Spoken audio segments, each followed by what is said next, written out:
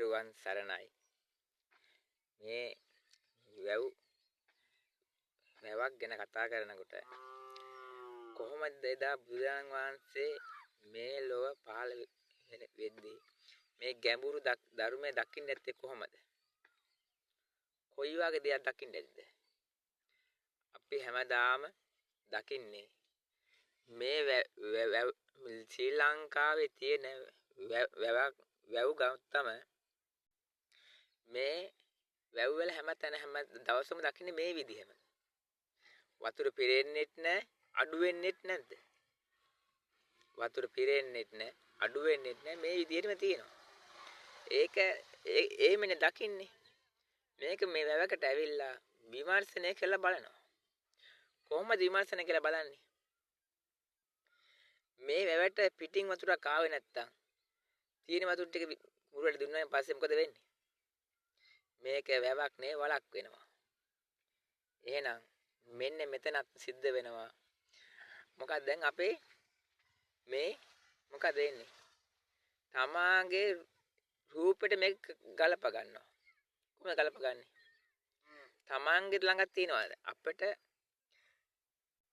පිටින් එන ආහාර ටික ලැබුණ නැති වුණොත්, ජලය බොන්න වතුර ටික නැති වුණොත් අපිට මොකද වෙන්නේ? ලෙඩ වෙලා මලානික වෙනවා. වැවකුත් එහෙම. එතකොට අපිට කන්න බොන්න ඒ සීළු දේ හම්බුනොත් අපි ලස්සන වෙනවා.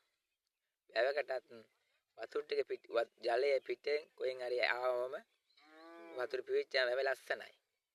ලස්සන දේ දකින්නවා. ඒතර මේක විතරයි දකින්නේ. වැවකින්. ඒතර බුදුරජාණන් වහන්සේගේ ගැඹුරු දර්ශනේ මේ වැවකට සම්බන්ධ වෙන්නේ කොහොමද?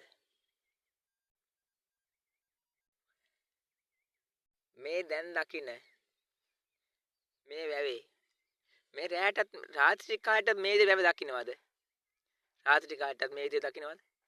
නෑ. ඒතකොට ඒ දකින්න නැති වුණොත් ඒ එළිය කොහෙද තියෙන්නේ? තමාගේ හිතේ. ජලය කොහෙද තියෙන්නේ? අපි වතුරද කොහෙද තියෙන්නේ? තමාගේ හිතේ. වැව තියෙන්නේ හිතේ. මේ සීලූ දේ තියෙනවා කියලා අපි කොහෙද තියෙන්නේ? හිතේ.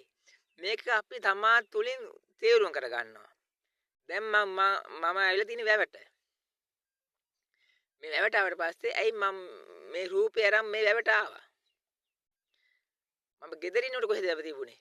මගේ හිතේ. හිතේ තියෙන වැවට තමයි මම මේ ඇවිල්ලා ඉන්නේ. තමාම බලන්න ඕනේ මේ වැවක් තියෙන්නේ කොහෙද කියලා. මේ සියලු දේම තියෙන්නේ තමන් ළඟ හිතේ. අපි මේ හැම දෙයක්ම දකින්නේ මේවා තියෙනවා කියලා අපි සියලු දේ දැක්කට මේ කිසිම දෙයක් ස්ථිර දේවල්ද? මේ දකින්න මේ ජලාශයේ තියෙන ජලය වතුර ස්ථිරද? මේවන හින්දෙන්නෙත් නැති වෙන්නෙත් නෑ. ඔය විදිහට හැමදාම තියෙනවද? ඔය මේ වටපිටා වටේ තියෙන ගස් කොළන් වල ඒ ගසුත් ඔය විදිහටම තියෙනවද? Taman දකින්න එක. මේ කොළ පාට තියෙන ගස් කොළන් ඒ විදිහටම හැමදාම තියෙනවද? නෑ. අපිට පේන්නේ කොලෙන් දැල්ලෙන් දැල්ල හට ගන්නකොට තියෙන කොළ ටික මෝර වැටෙනවා. තමාගෙත් එහෙම වෙන්නේ නැද්ද? තමා තුල බලන්න ඕන. ඒ විදිහට මේ විශ්වයේ දිහා බලනකොට මේ විශ්වයේ තේරුම් ගන්න තමන් දකින්න කොහමද? වැවකට බහින්න ඕන තේරෙන්නේ. එහෙමද? මේ වෙන්නේ මොකද්ද කියලා මේ වෙන්න ස්වභාවය මේක විමර්ශනය කරලා බලනවා තමාගේ නුවණින්. අපි දැන් මේ වැවෙන් ජලය ටිකක් වතුර ටිකක් අරන් ගිහිල්ලා වේලිච්ච වැලිගොඩකට දානවා. පොඩි වෙලාවක් යන්නදලා අපි වැලිගොඩ ගන්නවා. වැලිගොඩෙන් ආයෙ වතුර ජලය ටික ගන්න බලනවා. පුළුවන් ද ගන්න? ගන්න බෑ නේද? දැන් අපි පායන කාලේ කොහෙත්ින් හරි මේ ලිඳකින් අපි නානවා. අපි නාන්න ගත්ත ජල වතුර ටික මහ පොළොවට ගිහිල්ලා මහ පොළොව වැටිලා ගලාන ගිහිල්ලා හිඳිලා ආයෙත් අපිට දවසකට නාන්න ඒ වතුර ටික Tamanට ලැබෙනකොට කොච්චර කාලයක් යනවද? අවුරුදු කීයක් ගිරියයිද? Tamanට ආයෙමත් අපි නාලා ගලන වතුර ජලය ටික ආයෙත් මේක පොළොවට වාෂ්පිලා ආයෙ ස්වභාවික ධර්මයෙන් මේ කැරිකල Taman ළඟට එන්න කොච්චර කාලයක් යයිද? කියන්න පුළුවන්ද? එහෙනම් ඒ වගේ තමයි Taman මේ මනුස්ස ආත්මෙත් මේ ආත්මේ මනුස්ස කියලා ඉපදිලා ආයෙ ළඟන ආත්මේ ආත්මෙක ඉපදෙයි කියලා කියන්න පුළුවන්ද? පුළුවන්ද බැරිද? තමන් නුවණින් බලන්න එක. මේක දකිනවා. මේ සබහා ධර්මයෙන් මේක දකිනවා. මේ ජලයත් එහෙමයි. මේ ජලයත් මේ දකින ජලය කොච්චර තිබුණත් කුඹුරු වලට දීලා මෙව නැති යනවා. මෙව ඇති වෙනවා නැති වෙනවා. තමන්ගේ රූපෙත් ඇති වෙනවා නැති වෙනවා. කුඹුරු වලට මේ වතුර දුන්නාට පස්සේ කුඹට වතුර තියෙන කුඹුරු වලට දෙන්නේ නැහැ නේ වතුර. පායලා වෙයිලා ගිය කුඹුරු වලට වතුර දෙන්නේ. ඒව සතියක් යනකොට මේ ඔක්කොම කුඹුරු වලට වතුර දීපු ගමන් හැබැයි හිස්. ඒ කුඹුරු වල සතියක් ගිහලා කුඹුරු වලත් හිස් වතුර. කොහෙද ගියේ වතුරට? මේක Taman දැනගන්නවා. එහෙනම් Tamanට වෙන්නේ ඔච්චර තමයි. අපි මේ දේ තියෙනවා කියලා අල්ලාගෙන මේව පොඩි බඳගෙන හිටියට මේව දවසක අතහැරලා දාලා යන්න වෙනවා.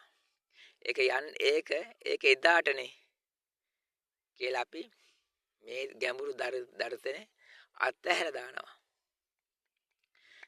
ගැඹුරු ධර්මයේ අතහැර දැම්මම මොකද වෙන්නේ? එයාගේ භවයේ පෞකාර ජීවිතය තව වැඩි වෙනවා. සසරින් ගැලවීමක් නැහැ. තව අපායේ දුක් විඳිනවා. බුදුරජාණන් වහන්සේගේ සත්‍ය ධර්මයෙන් අපි කියන්නේ එයා දැක්කේ සසර ගමනේ මේ ගමන මෙරි ඉපදිපදි යන මිනිස්සයා දුක් විඳින බව දැනගෙනත් මෙයාට හරි පාර කියලා දුන්නා නම් එයා යනව නේද? දන්නේ නැති පාරකනේ එයා යන්නේ. එයාට සත්‍ය හරි පාර කියා දෙන. එයා ගොඩ වෙන පාර. යංගිසඟට යන්න ගියාම අපි නාලා ආරෙමෙන් ගොඩ කැලේ මැදින් ගොඩ මැදින් යන්න දුන්නම අපි එහෙම යන්න පුළුවන්ද? ගොඩ බිමින් යන්න පුළුවන්ද? කෙටි පාර කියා දෙන්න ඕනේ යාට. ඉතින් මේ දැන් තියෙන්නේ විකෘති දහමක් දර්ශනයක්. ඒ ධර්මයේ දර්ශන එක්ක බලනකොට මේ ගමන දුෂ්කරයි. ලේසි නෑ මේ ගමන යන්න. මේ පාර කුඹුරු හදලා අවුරුදු ගාණක් තිස්සේ කුඹුරු ගොවිතැන් කරලා පන්සල් වලට දානේ දීලා බුදුරජාණන් වහන්සේට දානේ පූජා කරලා අවුරුදු ගාණක් දීලා ඒ ගොවියා මැරෙනවා. මැරුණාට පස්සේ සහෝදර ටික කුඹර උකස් තියෙනවා. උකස් තියලා ඒ සල්ලිත් අරගෙන ස්වාමීන් වහන්සේට දානේ දෙනවා. දම්පින් කරනවා, දන් දෙනවා. ඒ දන් දීලත් මොකද වෙන්නේ? ඒ මැරිච්ච කෙනාට ලබනාත්මේ නිවන් දකින්න තමයි පින් දෙන්නේ. එතකොට වැඩක් තියේද? මේ ආත්ම භාවයේ ඉපදිලා ගොවියෙක් කියලා බුදුන්ට බුද්ධ පූජාව කොච්චර දීලා ඇතිද ගොවියා? තමන් බුදුන්ට බුද්ධ පූජාව පන්සල් බුද්ධ පූජාව අරන් දානේ අරන් ගියා. බුදුන්ටත් ඒක අනුමෝදන් කරලා මමත් එකෙන් දානි කොටසක් වළඳලා පන්සල කවුරුහරි එනවනම් මේ අපරාධේ ඔයාලත් කාල නැත්තම් ඔය කණ්ඩ අපරාධයක් තප්පිනක් කරගන්න බෑ කියලා හරි ඒකට කාලා පන්සලෙන් බල්ලොන්ට දීලා තා විසි කරලත් දානවා. ඒතර ගොවියා වෙනුවෙන් සාධනක් ඉෂ්ට වෙලාද? ගොවියා වෙනුවෙන් සාධන ඉෂ්ට වෙලා නැහැ. ඒ ගොවියා තවමත් එදායි තිබුණු විදිහටම තවමත් ඒ ගොවියා තව වලේ වැටෙන මිසක් ගොඩට ආවේ නැහැ. දැන් රෝග හැදිලා ලෙඩ වෙලා ඔක්කොම රෝගින් වෙලා ඉන්නේ මේ ගොවියෝ. එයාලට වෙලා තියෙන්නේ කුඹුරු තිබුණාට ඒක ලස්ස කරන් ලුකස් තියලා බුදුන්ට දානේ දීලා බුද්ධ පූජාවල් දීලා සංඝයාට දාන පින්කම් සීරු දේම කරලා නිකම් මැරි යනවා. දන්නේ නැති මාර්ගයක් යාර කියා දෙනවා. වැරදි අවබෝධයක්. එහෙමද? එතකොට බුදුරජාණන් වහන්සේගේ සත්‍ය ධර්ම කොහෙද තියෙන්නේ? බුදුරජාණන් වහන්සේ ධර්ම බුදුලා නැද්ද එනකොට? බුදුරජාණන් වහන්සේගේ සත්‍ය ධර්මය මේ විශ්වයේ තියෙනවා නම්, පොත්පත් තියෙනවා නම්, ඒක හොයලා විමර්ශන කළා මේ අසරණ වෙච්ච ගොවින් සාධාරණයක් වෙන්න එපයි. අපි කොච්චර ආහාර ගන්නෙත් මේ ගොවියෝ නිසා නේද? මේ ගොවියෝ කොච්චර දුක්මාන්සලා නේද මේ ආහාර ටික ගේන්නේ? ගොවියොත් වළඳන්නේ. ගොවියොත් මේ දාන ටික ගන්නෙ මේ දාන්නේ එයාත් කාලා බිල්ල දන් දෙන්නෙත් දන් දෙනවා කියන්නේ. ඒතකොට ඒ ගොවියොත් එහෙම දෙන්න පුළුවන් නම් ලංකාවේ ඉන්නනේ භික්ෂුන් වහන්සේලා මම වැරදි වචන අදින් කියනවා තමා වෙන්න මම මේ රෙකෝඩ් කරලා ලියාගෙන කෙටසටහන් ගන්න නෙවෙයි කියන්නේ මේ වැවක කණ්ඩේක ඉඳගෙන මේ හිතට එන දේ මම මේ කියන්නේ ඇයි මෙහෙම දකින්න නැත්තේ ඇයි මෙහෙම දකින්න බැරි ඇයි මේ විශ්වයේ තියෙන දේ මේ සෝභා ධර්මයේ තියෙන දේ පේන්නේ නැද්ද කාටවත්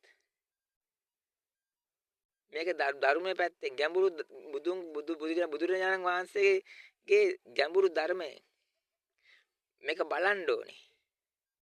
ඒක නේද කට්ටියක් ඉන්නේ. එයාලට විහාරස්ථාන හදන්න ඕන, චෛත්‍ය හදන්න ඕන, බුදුගේ හදන්න ඕන. ඒ වගේ ලොකු වැඩ හන්දියක් ගන්න තුම්මන් හන්දියකින් බුදු පිළිම තියන්න ඕන ඇමතිවරුන්ට. ඒවනේ වැඩ. තුම්මන් හන්දියත් හැදුවොත් පාරක් හැදුවොත් එතන බුදු පිළිමයක් තියලා තියෙනවා. මේ දැන් ලංකාවේ තියෙන තත්ත්වය පිරිහිලා තියෙන්නේ. ගෝවියා නැති වෙලා තියෙන්නේ. ඉතින් ගෝවියෝ නැති ගිහිල්ලා තමන් ඉඩ කඩන්ටියක් විකුණ දාලා දාන දීලා ඊළඟ භවයේ නිවන් දකින්න තමයි ලැහැත්තිය. මම කියන්නේම නෙවෙයි. මේ ආත්මේ නිවන් දකින්න පුළුවන්. බුදුරජාණන් වහන්සේගේ සත්‍ය ධර්මය මේ විශ්වයේ තියෙනවා. විශ්වයේ තියෙනවා නම් මේ සුභා ධර්මයක් නෙමේක. බලන්න ඔයාලට මේ ඔයාලගේ ඔළුවට මේව වැටෙනවද කියලා පොඩ්ඩක් විමර්ශනය කරලා එළියට පහට බෑලා බලන්න. පරිසරය දිහා මේව බලන්න. මේ ගස් සියල්ලම උපදිනවා නැති වෙනවා. තමමුත් උපදිනවා නැති මේ සීළු දේ කිසිම දෙයක් ස්ථිර නැහැ. තමා දැනගන්න ඕනේ ස්ථිර කරන්න එක. මේ වල්ලාගෙන බදාගෙන හිටිය ඇති. කිව්වට බෑනේ. කවුරු කියලා කියන්නේ නැහනේ. කියලා ඉතින් තමයි මේ බුදුරජාණන් වහන්සේගේ ගැඹුරු ධර්මය මේ පිට අහන්න මිනිස්සු නැහැ. ඉන්නවනම් ඒ ඉන්නේ මිනිසුන්ට මේක ඇහෙනවා. මේක මේ මටද මේ කියන්නේ. හොයලා බලන්න පොඩ්ඩක් විස්තර කරලා බලන්න තමන්ගේ පරිසරය දිහා බලන්න. සෝභා ධර්ම දිහා බලලා විස්තර කරලා බලන්න මේ කියන කතාවේ ඇත්තක් තියෙනවද? මොකක් මේ මිනිහා මොකටද මේයිද මේ කෑ ගහන්නේ? මේක විමර්ශනය කරලා බලනකොට බුදුරජාණන් වහන්සේගේ ගැඹුරු ධර්මය මේ අතරේ සැඟවිලා තියෙනවා. බුදුරජාණන් වහන්සේගේ සත්‍ය ධර්මය මේ අතරේ සැඟවිලා තියෙනවා. එදා බුදුරජාණන් වහන්සේ ඒ දේ දැක්කා. මුළු විශ්වයක්ම දැක්කා. අපිට එහෙම බලන්න සත්‍යනේ අපි එහෙම පින් කරලා නැහැ කියලා කියන්නේ. පින් කරලා තියෙන නිසා තමයි මනුස්සාත් ආත්මෙක උපදින්නේ. ඒ මනුස්ස ආත්මෙ ඉපදිලා මෙච්චර තව පව් ජඩගම් කර මේ සත්‍ය ධර්ම ඇහෙන්නේ නැද්ද? ඇහෙනවා. එහෙමකට වැඩක් නැහැ. මේකේ සත්‍යතාවය සත්‍ය දන්නේ නැති නිසා. සත්‍ය දන්නක නම් මේක අහලා බලන්න ඕනේ. මේ බුදුරජාණන් වහන්සේගේ ගැඹුරු දර්ශනයේ තරම් ආයේ සතුටු වෙන්න දර්ශනයක් නැහැ ආයේ. මේක දැක්කා කියන්නේ කොච්චර දේවල් අපි සල්ලි මිනිතල හම්බ කරත් ගෙනියන්න පුළුවන්ද? එනකොට ගෙනියන්න බෑ. මේ දේ ගෙනියන්න පුළුවන්. අපි දැන් මනුස්ස ආත්මෙක ඉපදුනේ ඇයි? පෙර ආත්මෙක කරලා තියෙන පින් කුසල අනුව. මේ මනුස්සයෙක් ඉපදුනා. මේ මනුස්ස ආත්මය ලැබලා මේ බුදුන්ගේ ගැඹුරු සත්‍ය දැක්කොත් දැකලා එයා නිවන් අවබෝධ කරගත්තොත් මොකද වෙන්නේ? අපි ආයව සිරිසං අපාය වල ඉපදෙයිද? නෑ. අපි අසර වෙලා ඉපදෙයිද? නෑ. මේක තමා තුලින් දකිනවා. දකින්න. තෙරුවන් සරණයි.